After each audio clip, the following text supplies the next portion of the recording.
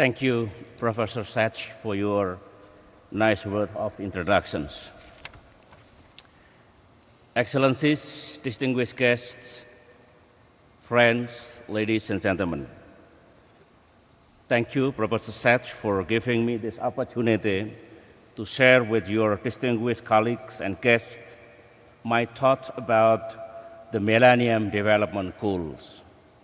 One of the most difficult things to do these days is to say something important about the Millennium Development Goals and the problems of poverty that has not already been said or written by Professor Sach. Having said that, I wish to begin by quoting a few familiar statistics. They are grim enough to bear repeating any time. Despite the abundance of the world as a whole, there are still 1.1 billion people living in extreme poverty.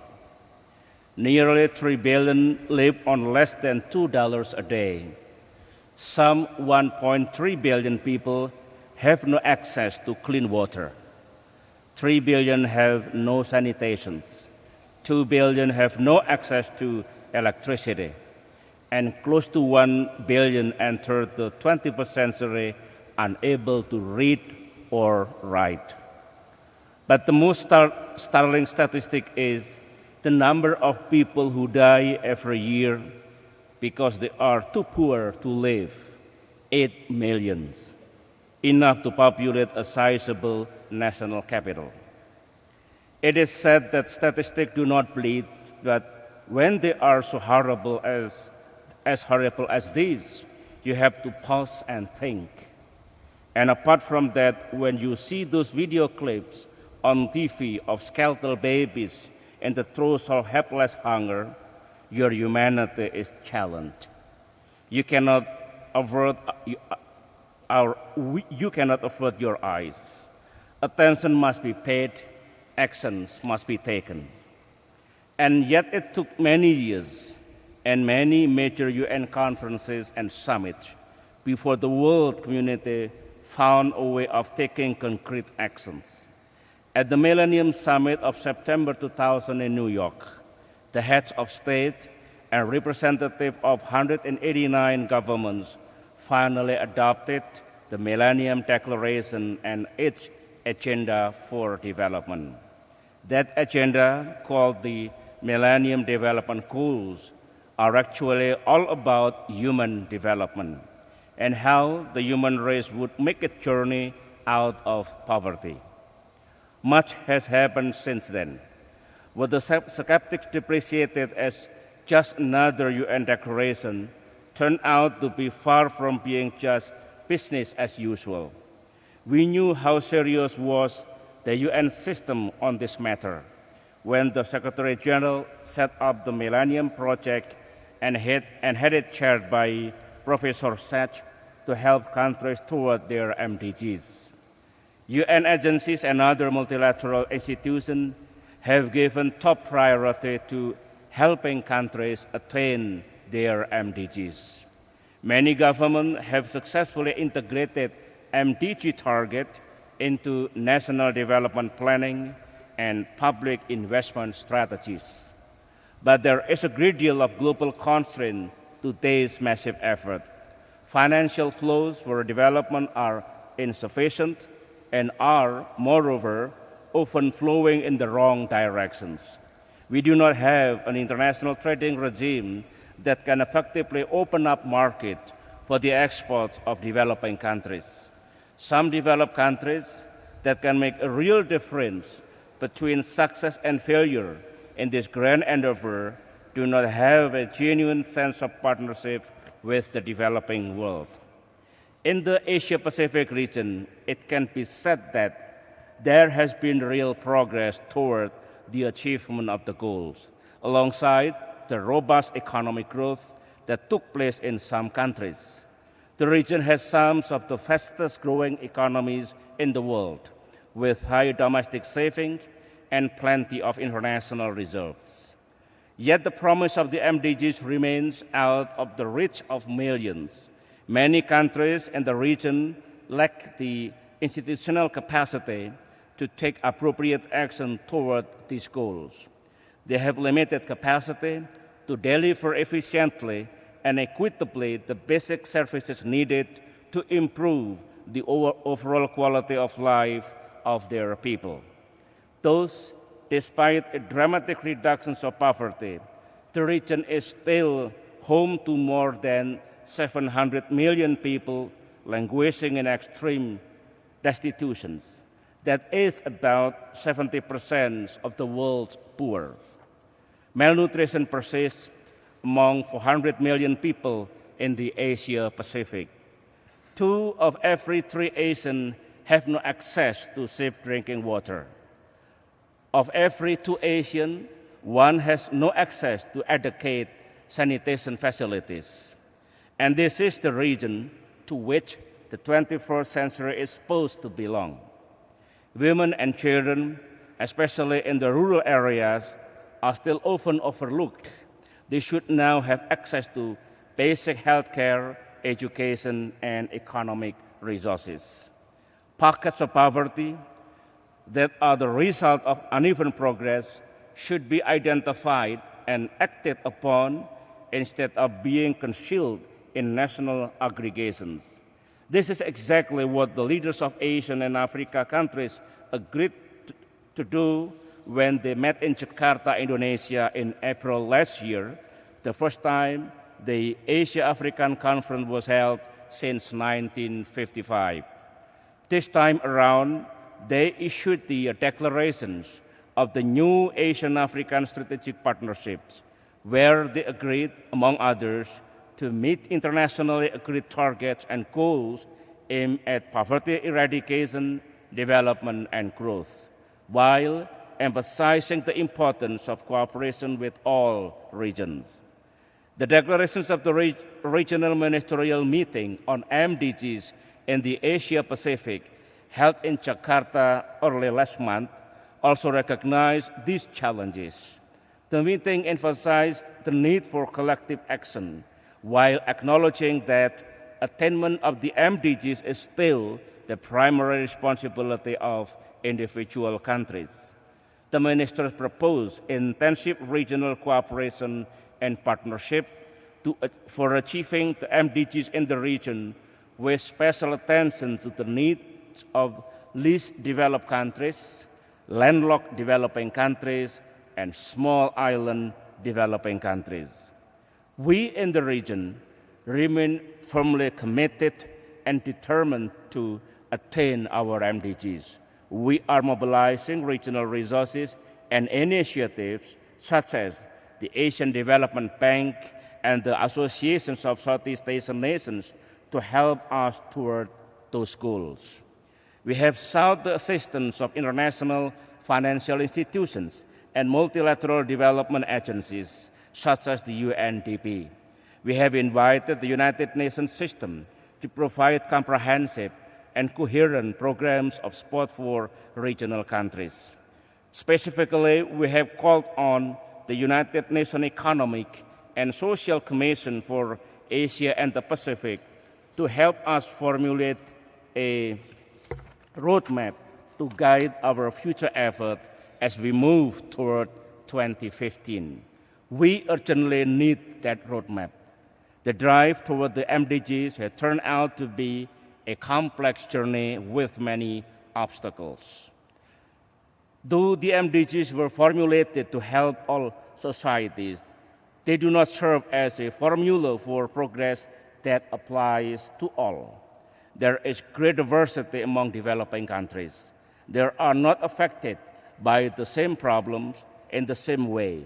They cannot have uniform priorities.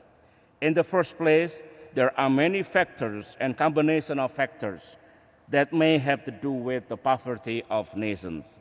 These include a country's peculiar geography, its climate, the prevalence of disease, and natural hazard. There are also political factors such as the lingering effect of oppressive and exploitative colonial rule, the debilitating consequences of corruption, the negligence of government, and the devastation of incessant armed conflict. Every national strategy for development must, therefore, be tailored to the environment of the country, to its culture and tradition, as well as to its unique resources or lack of resources. And let us never lose sight of the close relationship between development and security, as has been mentioned by Professor Sachs. I am convinced that the struggle for world peace and security will never be won unless the challenge of poverty has been defeated. I do not have to look too far to find a case that demonstrates that truisms. For decades, the Indonesian province of Aceh smoldered in resentment. You know Aceh. Aceh is a province in Indonesia that was hit by the tsunami that cost 130,000 lives. Again, for decades, the Indonesian province of Aceh smoldered in resentment at what it perceived as an unfair sharing of the revenues from its wealth of natural resources. For lack of development, the proud and courageous people of Aceh felt that they were poor and did not deserve it. Poverty was robbing them of their dignity. Grievance and resentment eventually broke out into rebellion and separatism. The result was 3 decades of armed conflict. And while that conflict was raging and taking a heavy toll of human life, the province became even more impoverished. The situation became a vicious cycle. Poverty bred violence, and the reign of violence rendered the people even poorer.